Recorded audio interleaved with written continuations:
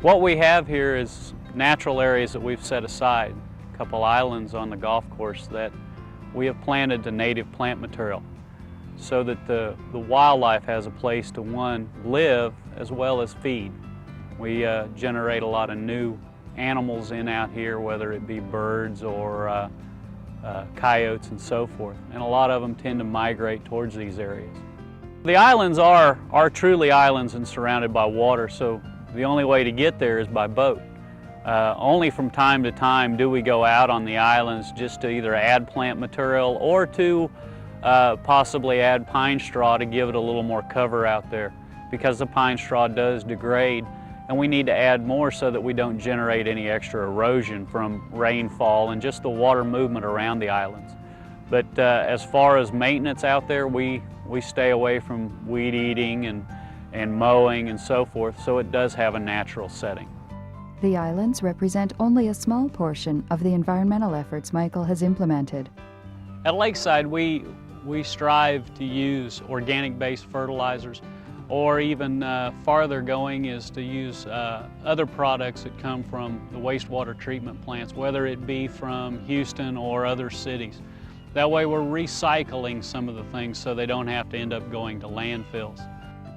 Examples of Lakeside's recycling efforts include a tree trimming program in which wood chips are recycled as mulch for plant beds around the course, and the course's drainage system. The drainage system at Lakeside is a very unique system in that everything drains back to the main irrigation lake. We collect probably 90% of the rainfall that falls on the golf course so that we can reutilize it, so that we're not as dependent on outside sources of water. And that is a unique asset for Lakeside. What you see on this lake is the duckweed that actually feeds on the nutrients that are coming out of the water. From the water samples that we've taken, we found that the water entering the course is of a lower grade, and as it moves through the course and leaves and goes back to Buffalo Bayou, is cleaner and has less nutrient contents and so forth. And I think that has to do with the natural filtering process through the lakes, but as well as the duckweed that we have here that draws the nutrients.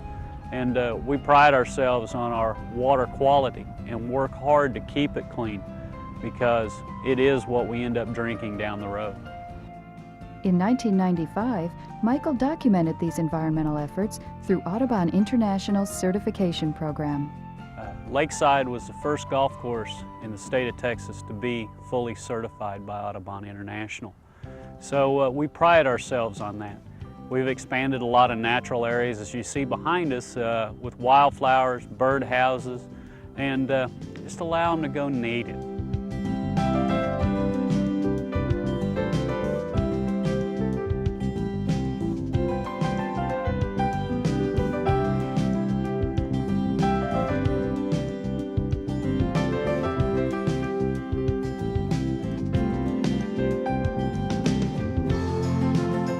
Every golf course has details that make it unique. Lakeside is the home to a family of rare black squirrels, a self-sustaining bed of perennials and annuals that reseeds itself each year, and a unique bridging system. Lakeside kind of has a novel bridging system here. We have a couple true suspension bridges, one that goes between the holes of 10 and 18, and another one that leads back to the course. These were built when the course was first put together by some of the members here. It is a very neat approach to things to get across an expanse like that. You don't find any other courses in Houston that have a suspension bridge on them like that. And we do regular maintenance on them just to keep them up and running, but really they require very little. We asked Michael to talk about the Environmental Stewardship Award application process. Well, I think it's important to apply for the position, or for the award. And the reason that it's important to apply for the ESA award is really to show that our profession has become the environmental stewards of the golfing industry.